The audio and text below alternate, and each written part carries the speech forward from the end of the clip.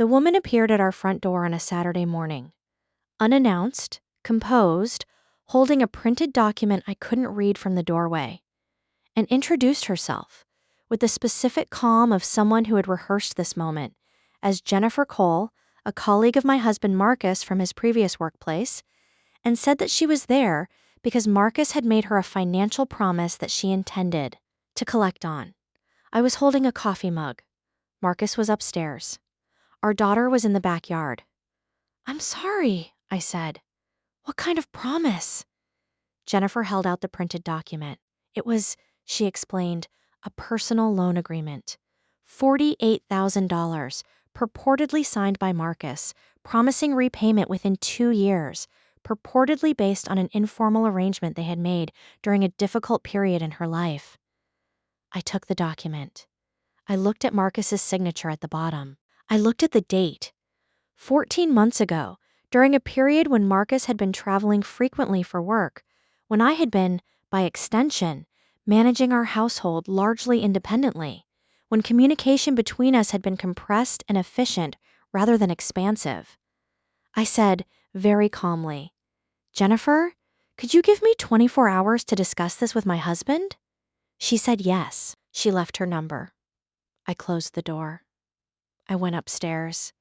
I put the document on the bed beside Marcus, who was reading, and I said, without raising my voice, without the particular catastrophizing that the situation might have licensed, "Tell me about Jennifer Cole and whether you have ever made any financial promise to her of any kind."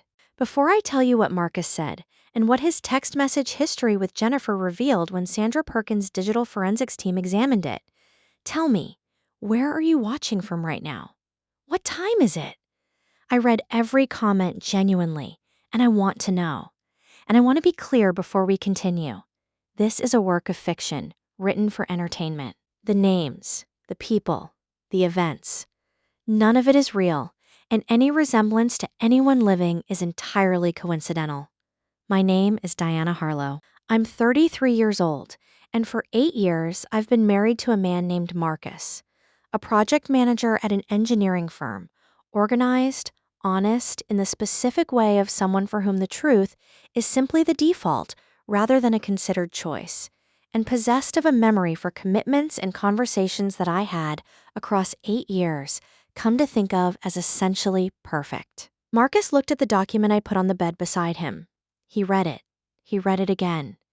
Then he looked at me with an expression I recognized. The particular, specific expression he makes when he is processing something that does not match any internal record he has of his own actions or words. "I have never made this agreement," he said. "I have never discussed a loan with Jennifer Cole. I have never signed this document. I barely know her. She was a peripheral colleague at my last job. We worked in the same building. We exchanged maybe 40 texts over the 2 years I was there, mostly about scheduling.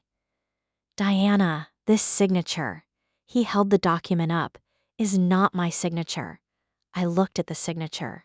I had looked at Marcus's signature approximately 900 times across 8 years of marriage. On cards, on contracts, on the 14 forms we had signed when we bought our house. Something about the one in the document was different, slightly off. The particular way the M in Marcus curved. The curve was slightly too wide. "We need a handwriting examiner," I said. "And Sandra," Marcus said. "And Sandra," I agreed. Sandra Perkins had, by this point in our family's legal history, become the person I called whenever something required someone who could hold a complex situation with both legal competence and genuine composure.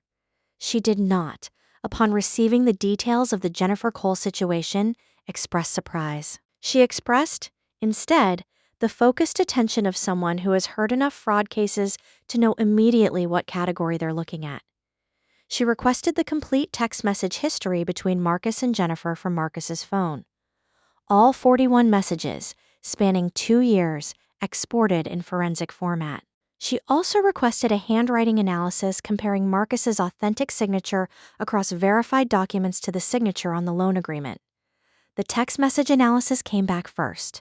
41 messages, scheduling conversations as Marcus had described, meeting room bookings, project update logistics, and one exchange about a shared client.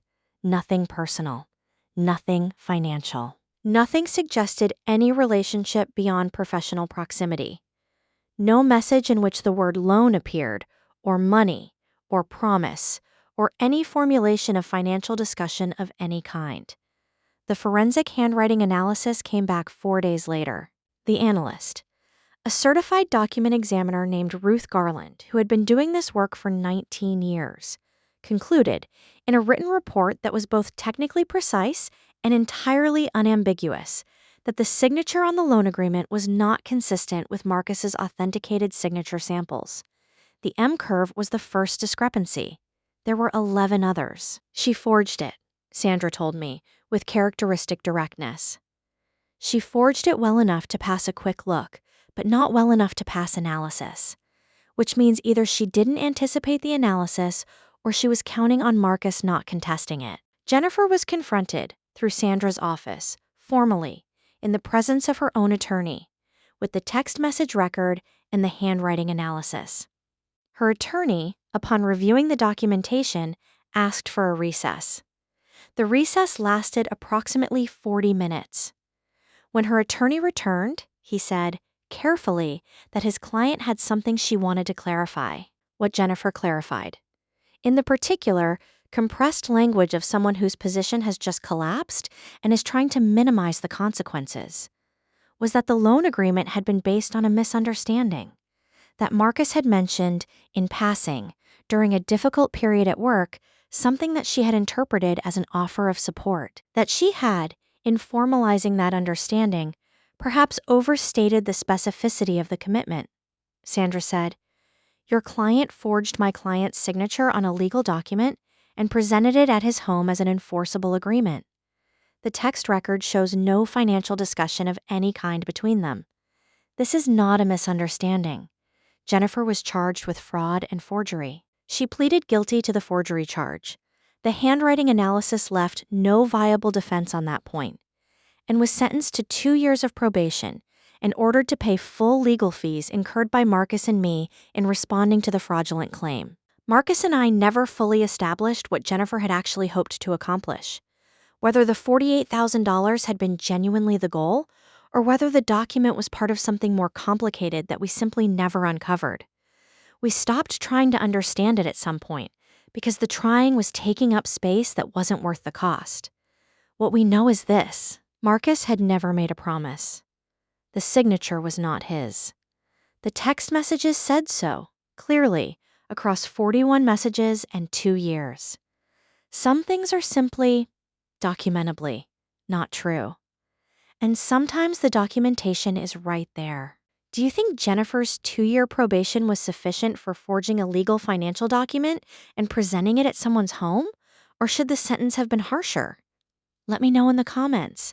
I read every single one. And if this story moved you, subscribe to the Family Ledger for a brand new story every single day. Hit that bell. You do not want to miss what is coming next.